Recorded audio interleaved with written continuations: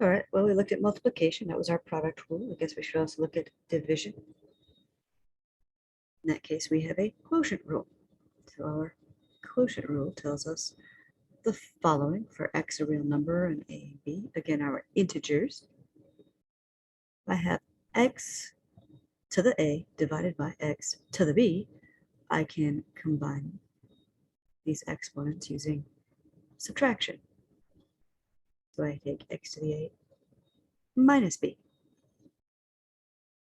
Okay, as before, let's look at this expanded using the definition. So if I have x cubed divided by x squared. Definition tells me x cubed is x. X times x times x. Definition tells me x squared is x times x. Now, this is how we reduce fractions, right? We'll divide out anything that is a 1. Well, x divided by x is a 1. X divided by x is a 1. So what do I actually have down here in the denominator? I just have 1 now. So I have x divided by 1. This is x divided by 1. Well, that's just x. X divided by 1 is x. Anything divided by 1 is just itself again. The same as anything multiplied by 1 is just itself again. Hey, what does that happen to be? Well, that happens to be x to the 3 minus 2. X to the first power, which is, again, just x. This is why 1 is our favorite number.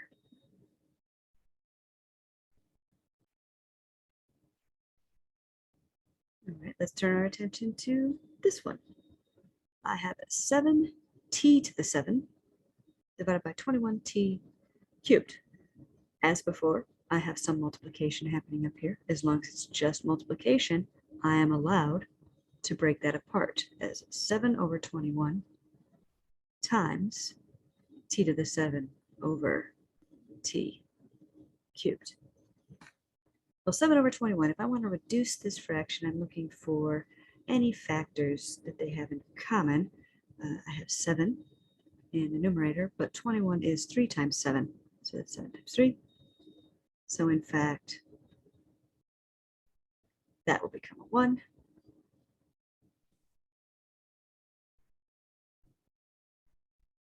Turning our attention to the variables, well, we can apply our product rule.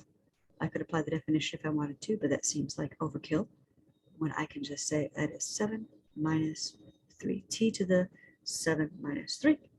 So what's this? This is 1/3 times t to the 7 minus 3 t to the 4. So I can reduce the numbers together, and then I can combine the variables using our quotient rule. So you use the quotient rule enough and you might run into this interesting situation. What happens if I take x to the 3 and then divide it by x to the 8? Well, I'll take x to the 3 minus 8. Just applying the quotient rule. Well, 3 minus 8 is negative 5. X to the 3 minus 8 is negative 5. Okay, let's look at that using the definition. So I'll expand this using the definition. Let's come over here and just do that. That would be x times x times x divided by, oh good grief, x, 1, 2, 3, 4, 5, 6, 7, 8. Whee! All right, what's going to cancel? Well, okay, that will cancel. Boop, boop, boop. And what am I left with? Well, there's just a 1 in the numerator. This is 1, that's 1, that's 1. 1 times 1 times 1 is 1. Just a 1. And how many x's in the denominator? 1, 2, 3, 4, 5. Make that a little cleaner. So using 2 different techniques, I get this situation. it tells me that x to the negative 5 and 1 over x to the 5 are in fact the same thing.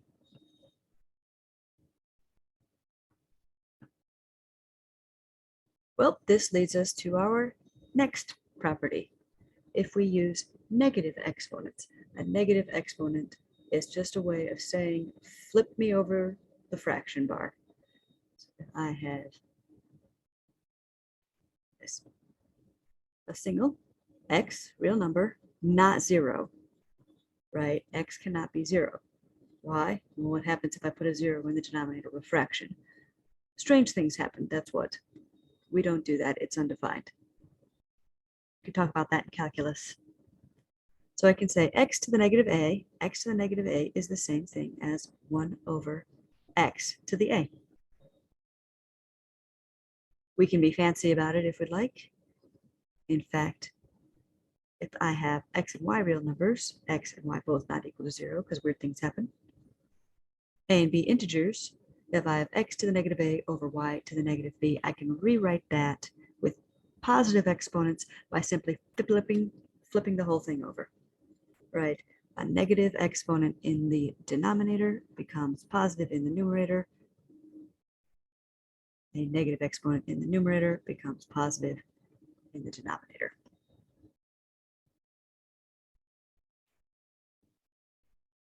Okay, so we have looked at positive exponents, negative exponents. Where does that leave 0? Well, what happens? If I have some number, x, not equal to 0, again, 0 is weird, and I take x to the 0 power, that is simply 1, no matter what x is except 0. Why? Well, consider the following. If I take x to the 5th over x to the 5th, okay, any number divided by itself is always 1, assuming it's not 0. 0 is weird.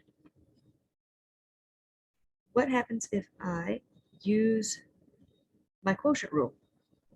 Use my quotient rule here. X to the 5 divided by x to the 5. Quotient rule tells me to subtract. That gives me x to the 0. So guess what we get? We get that x to the 0 is in fact 1 for any non-zero x. For our next property, we want to talk about the power to a power rule. What does this tell us? So for x a real number, a and b integers, if I take x to the a and then just raise that to the b, what do? I multiply my exponents. I simply multiply my exponents. X to the a to the b is the same as x to the a times b. Let's look at y with something with some very small numbers. We'll consider x squared cubed, x to the 2 to the 3. I'm going to apply the definition. The cube tells me that I take the thing inside and smash it against itself 3 times. So that is x squared times x squared times x squared. Okay, guess what? I can now apply my product rule. Product rule says add. Add all of these up. So that is same base, 1, 2, 3 times 2 plus 2 plus 2.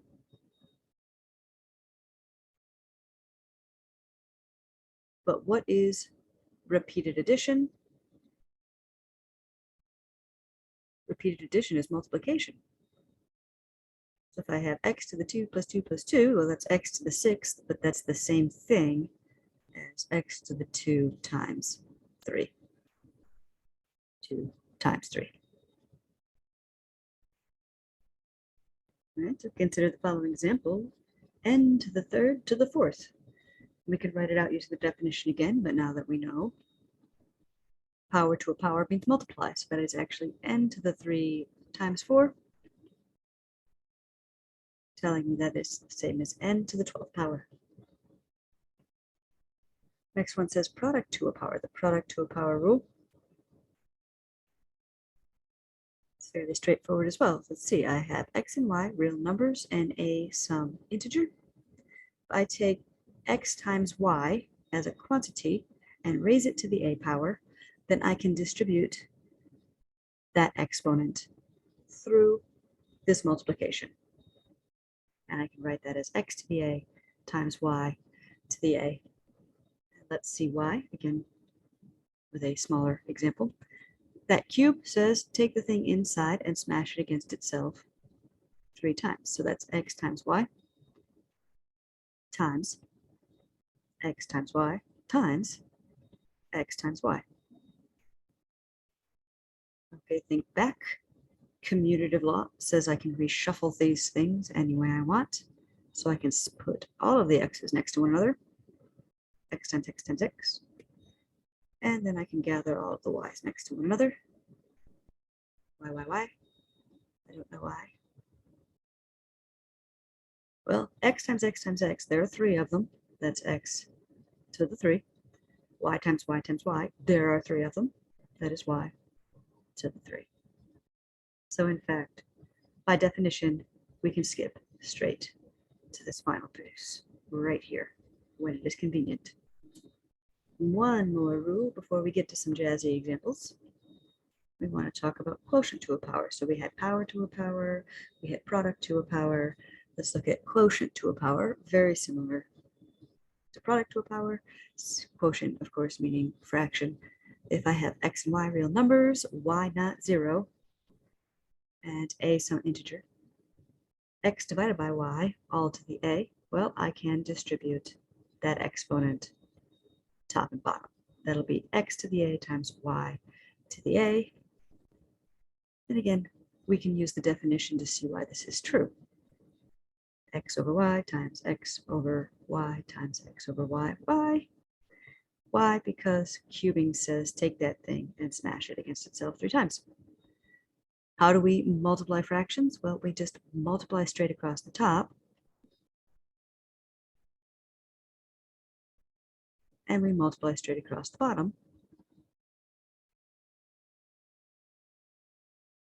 And we get once more x times x times x is x cubed. Y times y times y, y cubed.